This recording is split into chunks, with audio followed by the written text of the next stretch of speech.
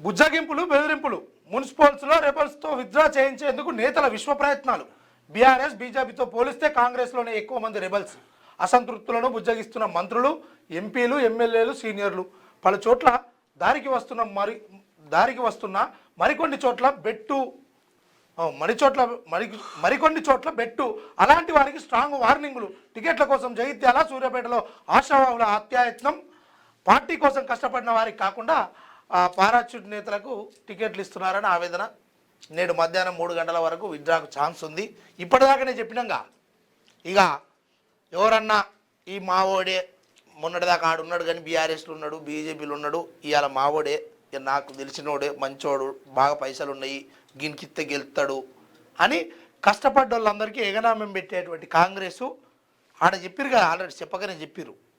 ఇక ఇప్పుడు వార్నింగ్లు డైరెక్ట్. అవసరం అనుకుంటే నువ్వు ఏ పదవికి అది రాకుండా చూసుకుంటాం, నువ్వు చెప్పినట్టు వినకపోతే విత్డ్రా చేసుకోకపోతే అని కూడా బాగా బెదిరిస్తున్నట్టు కూడా తెలుస్తూ ఉంది. మున్సిపల్ ఎన్నికల్లో రెబల్స్కు పోటీ నుంచి తప్పించేందుకు నేతలు సామ, దాన, బేర దండోపాయాలు ప్రయోగిస్తున్నారు. నామినేషన్ల ఉపసంహరణకు మంగళవారం సాయంత్రం 3 గంటల వరకే అవకాశం ఉండడంతో 3 ప్రధాన పార్టీల్లోని ముఖ్య నేతలంతా రంగంలోకి దిగి అసంతృప్తులను నయానో భయానో దారికి తెచ్చుకుంటున్నారు. కాంగ్రెస్ నుంచి మంత్రులు, ఎమ్మెల్యేలు, డీసీసీ అధ్యక్షులు, బీఆర్ఎస్ నుంచి మాజీ మంత్రులు, ఎమ్మెల్యేలు, బీజేపీ నుంచి ఎంపీలు, ఎమ్మెల్యేలు, ఇతర ముఖ్య నేతలు సోమవారం జిల్లా కేంద్రాల్లోనే అడ్డా వేసి అసంతృప్తులతో మంతనాలు కొనసాగించారు. ఓవైపు నేతలు రెబల్స్ను బుజ్జగించే పనిలో ఉండగా మరోవైపు ఆశావాహులు టికెట్లు దక్కించుకునేందుకు చివరి ప్రయత్నాలు చేస్తున్నారు. కొందరు బ్లాక్మెయిలింగ్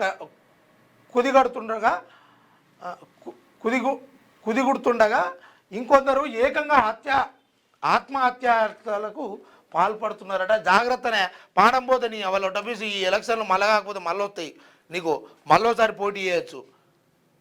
వాస్తవానికి రేవంత్ రెడ్డి చెప్తూనే ఉండు, ఈడ లంక బిందెలని వచ్చినాము, కుండలు లేవు, ఈడ గది లేవు, పైసలు లేవు, మరి నువ్వే రకంగా దోసుకుందామని వస్తున్నావు, ఇన్ని కోట్లు ఖర్చు పెట్టుకొని, కానీ ఆడ లేదట, జర సపడే కూకో, ఎందుకా మనకి ఇది, ఇండిపెండెంట్గా పోటీ వాళ్ళ పార్టీ నుంచే పోటీ చేయాల్సిన అవసరం ఏముంది, ఆ టికెట్ కావాల్సిన అవసరం ఏముంది, చచ్చిపోతే పానం వస్తుంది.